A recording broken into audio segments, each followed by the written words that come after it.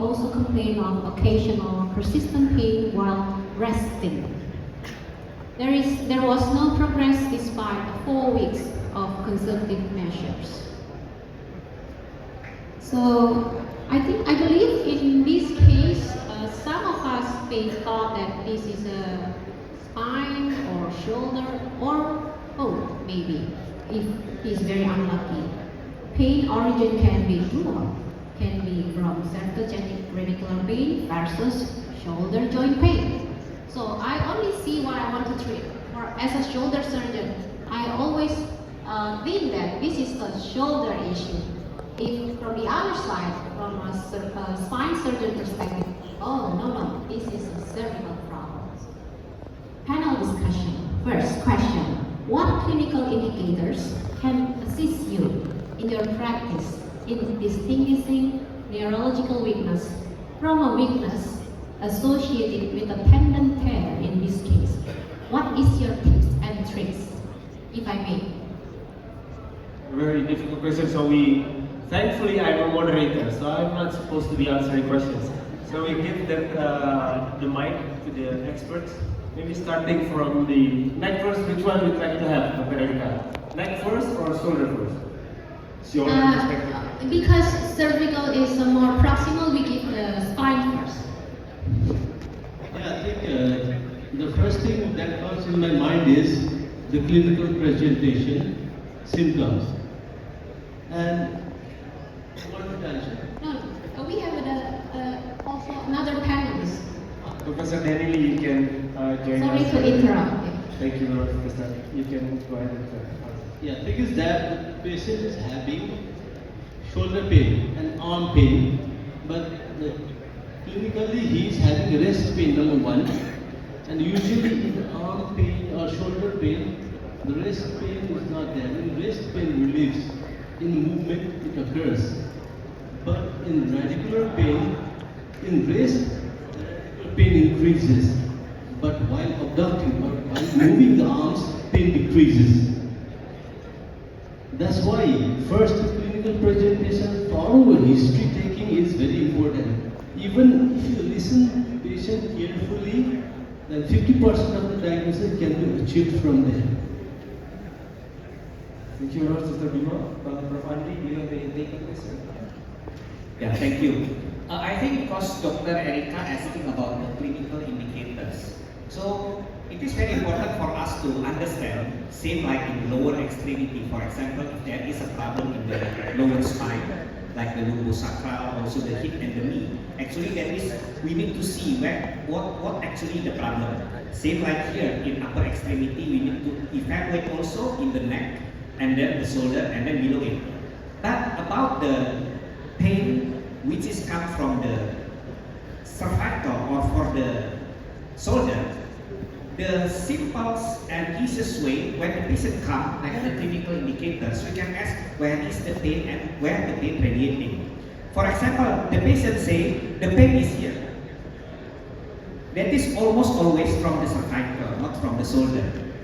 Even though this is very close to the shoulder, sometimes the patient said to us, doctors, my shoulder is pain. So I ask, where is the pain? The pain is here. That is usually not from the shoulder. But if the patient show that the pain is here, going up down to the elbow, but not going down to the wrist, that is possible from the shoulder, not from the cervical. And if the pain radiating all the way to the finger, to the wrist, to the fingers, there is tingling sensation, there is numbness, then it could possible the source of the problem is in the cervical. So I think that easy thing, the simplest way for the clinical evaluation is very important. Patient said that the pain is here. Usually it comes from the cervical. The pain is here and not radiating below the elbow. The problem usually from the shoulder. Thank you, Prof. Andri. Professor Danny, you have a request to get into clinical. To discuss between the shoulder, distinguishing between shoulder. Yeah, this Dr. Erika present us with this case, male 52 years old with the yeah. So when we want to distinguish between the several symptoms, the pain and the weakness, the pain itself we look for distribution of the pain. And I'm standing up because I'm trying to use it as a model.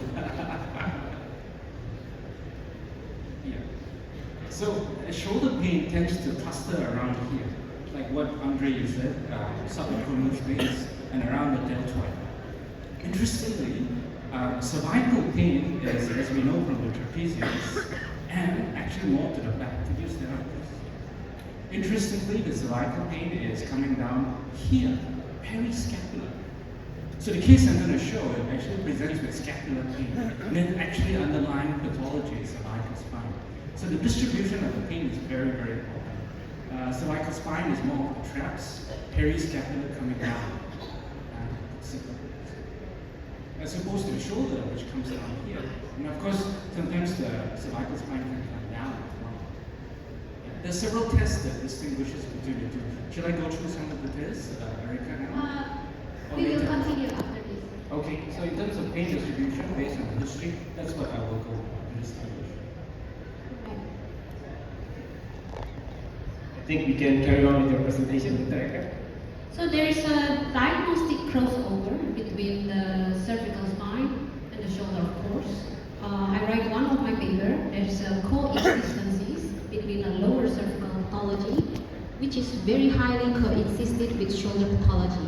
Typically, cervical 6, 7, and 8.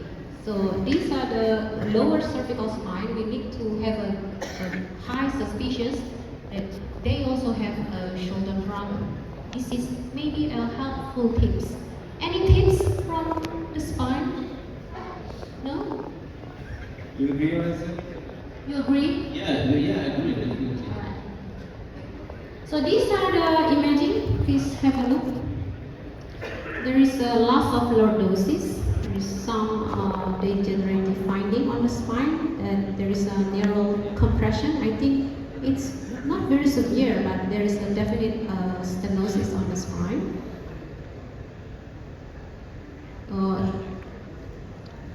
I'm not sure how to describe this. This is the last time I've been seeing a neck is 2015, so please give me a help. I think we should, again, thankfully I'm the moderator, so what do you think of this? Yeah, definitely. Firstly, before the MRI, I would like to see the X-ray because this is the basic of orthopedics. We should go from X-ray.